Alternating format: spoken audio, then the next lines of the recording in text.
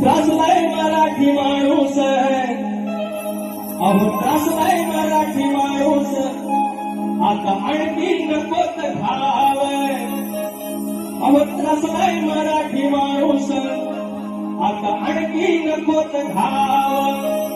उद्धव राजसाहेबांनी, अहो उद्धव राजसाहेबांनी दोन्ही भाऊनी एकत्र यावं.